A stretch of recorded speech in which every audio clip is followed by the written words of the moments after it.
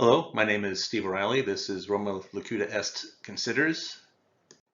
And what is Roma Locuta Est, you might well ask yourself. RomaLocutaEst.com is a wee, humble blog that the world little notes nor will long remember, but it is devoted to apologetics and commentary on Catholic topics, current events, and general Christian apologetics. We are doing a series now on Benepapism, and this is the most recent episode of that series. This is episode 4 of Roma Locuta Est Considers, and today we continue on Benepapism, looking at the Munus versus the Ministerium, and this is part 3 of 5 of that series. So let's just dive into it. But first, as just a brief refresher, recall in the Declaratio that Benedict had said, I declare that I renounce the ministry of the Bishop of Rome, successor of St. Peter. He used the word there, ministerio, in the Latin, and the Benepapists were quick to point out that in Canon 332, subparagraph 2, it speaks of if it should happen that the Roman Pontiff resigns his munus, and then of course they say that Canon 332 says munus, and in the Declaratio that Benedict said ministerio, therefore the resignation is invalid. So we'll look at that argument again today. Okay, so from looking at the canon that it says uses the word munus, and the Declaratio uses ministerium, the Benepapists have come up with 3 categories of objections. The first that we've already looked at is Pope Benedict did not specifically renounce the munus. We looked at that in part 1 of this series. And if you recall, that objection was failed miserably. I point you back to part 1 of the series, which works out to be episode 2 of Roma Locuta Est Considers. So now we'll look at objection number 2. Or rather, I should say, we'll continue our look at the second objection. We've already provided some answers to that objection, but we'll continue to do so in this video and in the next one. But the second objection is that an appropriate word or words were not used in place of the munus. And again, for this objection, the Benepapists agree that the word munus does not specifically have to be used. They only object that the word that is used in its place has to entail the meaning of the word munus. So, for example, they would be perfectly fine with the word papacy. If Benedict had said, I renounce the papacy, they say in that case that would be okay. So again, that the state of play so far, looking at the second objection, we've already provided 2 answers. And that resulted in the objection failing already. However, ever diligent in ensuring that our analysis is complete, we will continue to provide additional responses that, again, further demonstrate that the objection is wrong. So today we'll look at Lumen Gentium and look at the question of munus as a ministry. Okay, so the objection. An appropriate word or words were not used in place of munus. Therefore, the resignation of Benedict was invalid. That is the objection. That is the claim. And so today, as I mentioned, we're going to look at Lumen Gentium. It's the dogmatic constitution on the Church from Vatican II, solemnly promulgated by His Holiness Pope Paul VI on November 21, 1964.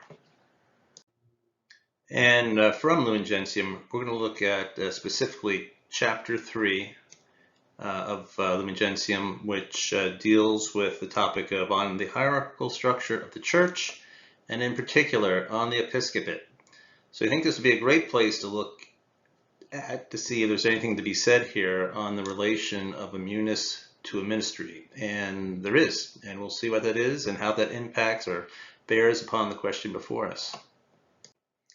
All right, so we're going to start right off at the very first couple sentences of paragraph 18, which is the beginning paragraph of chapter 3, And let me just blow it up a little bit so it won't be so small. Okay, so we've enlarged it. So the first few sentences of section 18 of Lumen Gentium says, "For the nurturing and constant growth of the people of God, Christ the Lord instituted in his church a variety of ministries." And the Latin for that is varia ministeria instituit. So excuse my Latin pronunciation, all you Latin scholars out there, but one can see here that the word from Ministerium is right here in the opening sentence of Lumen Gentium, chapter 3. And so the key takeaway here is, as the sentence said, Christ the Lord instituted in his church a variety of ministries. So that's where we're starting from. We're starting with ministries in this chapter. All right, so we just saw that the Lord, or just read that the Lord established or instituted various ministries. What ministries did he establish? Well, the text immediately goes on. It talks about the apostles. It talks about the Lord willing that there be successors, the bishops, and in order that the episcopate itself might be one and undivided, he placed the blessed Peter over the other apostles. So what that gives us is, these following ministries. There's the apostolic ministry, the Lord, or the Lumen Gentium talked about the bishops, and of course it's talking about Peter. So we're talking here about a Petrine ministry. So those are among the various ministries instituted by the Lord. Okay, and then next comes section 19 of the third chapter of Lumen Gentium. We won't have to look at this in great detail. Basically, it outlines how the Lord established the apostles in a manner of a college, and over which Peter was placed. And then it goes on to talk about how the apostles preached the gospel everywhere, and that they spread the word and helped build the church, established on the apostles and upon blessed Peter. Okay, so after paragraph 19, which talks about, as I said, the establishment of the apostolic college and Peter over the apostles, and the apostles first going out to spread the word and preach the word and build up the church, and that leads us directly then into chapter 20 of chapter 3 of Lumen Gentium. And there at the very beginning, then it kind of transitions from, okay, this divine mission that was entrusted by Christ to the apostles will last till the end of the world, since the gospel they are to teach is for all time the source of all life for the church. And for this reason, the apostles appointed as the rulers of society, so that's the apostles and Peter, of course, took care to appoint successors. So this whole section on in paragraph 20 of chapter 3 of Lumen Gentium now is going to talk about succession to the apostles, Peter and the apostles. So let's continue on with our analysis of this. Okay, so again, paragraph 20 is dealing with succession. So here it's talking about, it says, they being Peter and the apostles, they therefore appointed such men and gave them the order that, when they should have died, other approved men would take up their ministry. And here's that key word, ministerium. So we're talking about ministries, ministerium. Among those various ministries, and again, here's the Latin, there's ministerium there, appearing there again.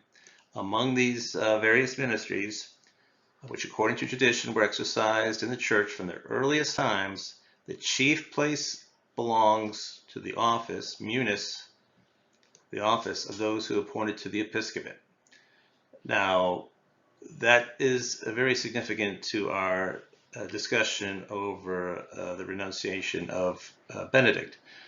Here it's saying a Munus is a ministry, because a Munus is among the ministries.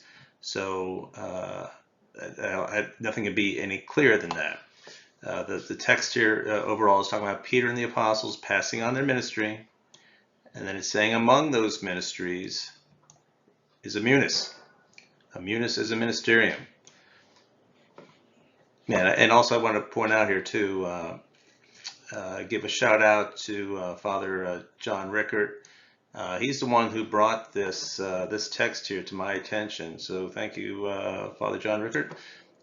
He brought it out. I was working on my book, and in private correspondence, he brought this to my attention. And this is a very significant text to the argument. I think it kind of puts the nail in the coffin. We'll see that it puts the nail in the coffin of Benepapism. Okay, so we just looked at this text here, up here on the prior slide. And this text here immediately follows in the original text of paragraph 20 of Lumen Gentium chapter 3. But just a quick refresher, right? So we're talking about they, Peter and the apostles, appointed such men that when they have died, should have died, approved men would take up their ministry. And we see the word ministerium here. We also saw that the text said among those various ministries, and there's the word ministerium again, which according to tradition were exercised in the church from the earliest time. The chief place belongs to the office munus of those appointed to the episcopate. So again, just making the logical point here. So a munus is among the various ministries. Ergo, munus is a ministry, and that's from Lumen Gentium 20. It demonstrates that a munus is a ministerium. But let's keep running. Let's keep going down the page here in paragraph 20. So it starts off talking about how Peter and the apostles are appointing men, for the church to continue through time. So we've already talked about the bishops. So what about the Pope? Well, they start talking about the Pope down here.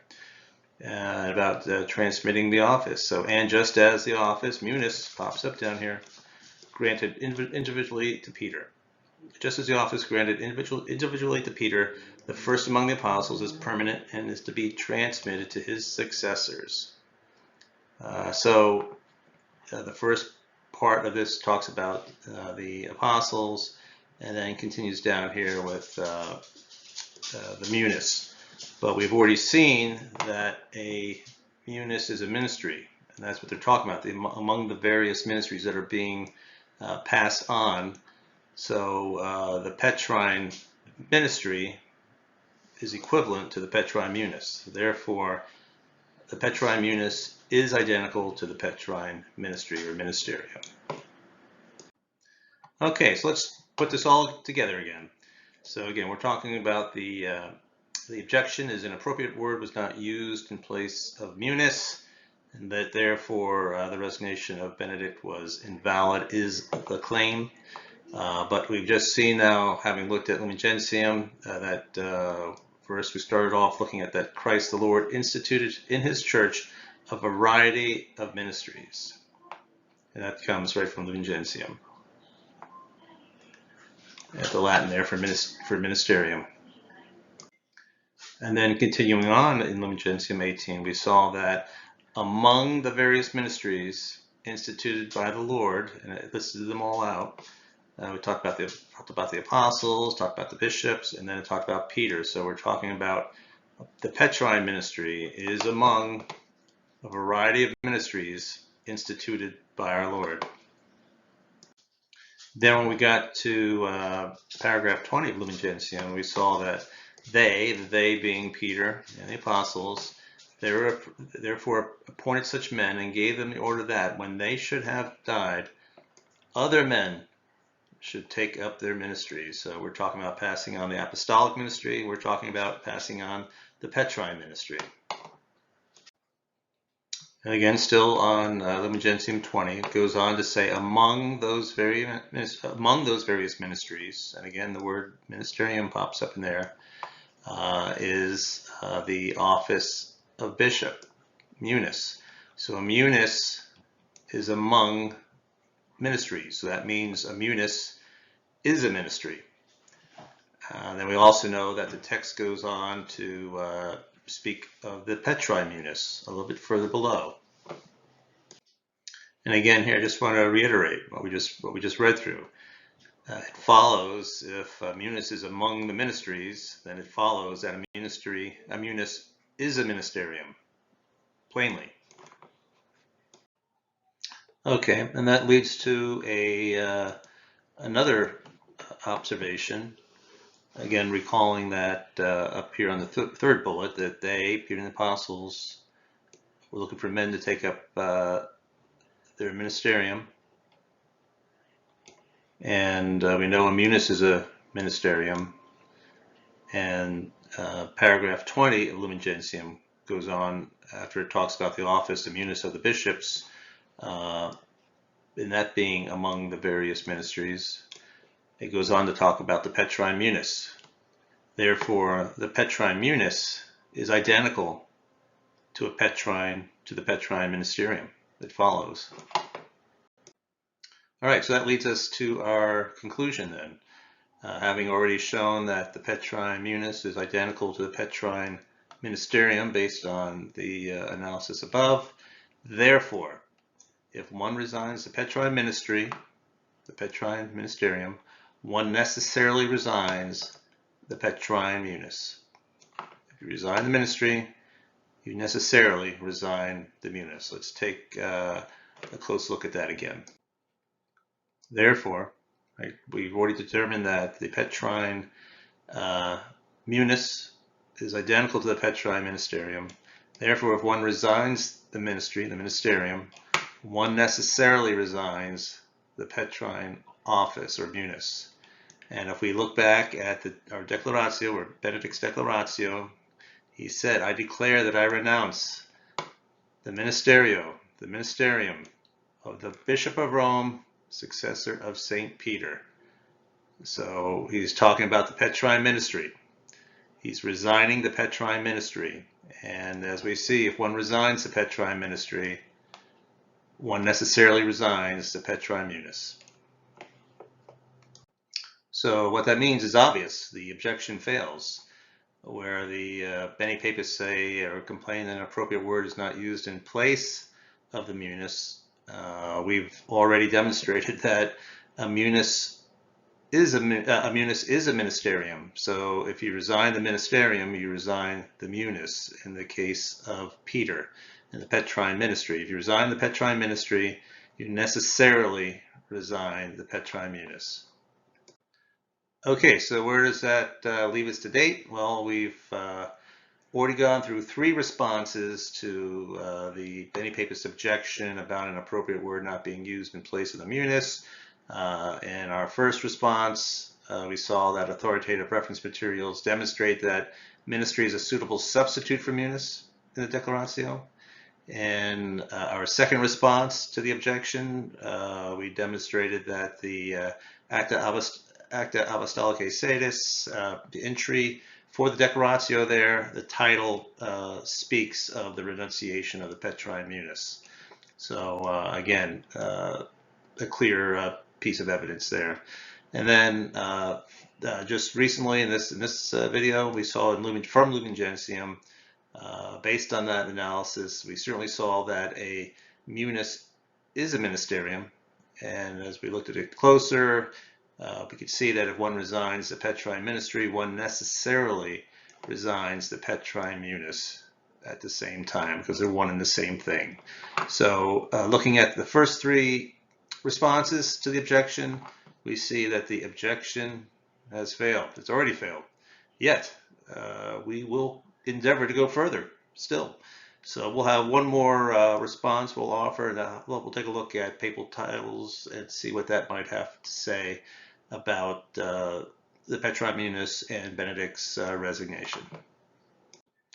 Again, briefly, just the resources that are out there. You can just put this on pause, but again, I want to give a shout out to, special shout out to Father John Rickard, FSSP, who he's the one, when I was writing my book, he sent me a note, and he's the one that drew my attention to that line from Lumen Gentium, paragraph 20, where one can see that a Munus is a ministerium. So thank you, Father John, for your great contribution.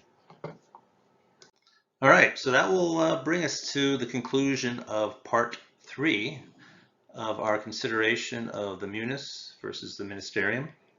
I hope you have enjoyed this series thus far. If you like what you've seen, please hit the thumbs up. And if you don't like it, you can hit the thumbs up too if you want, but certainly go ahead and hit the thumbs down if you don't. But either way, I thank you for your attention and patience with me as I kind of learn how to do these videos. I hope you're looking forward to part 4, and that will be coming soon. So thank you.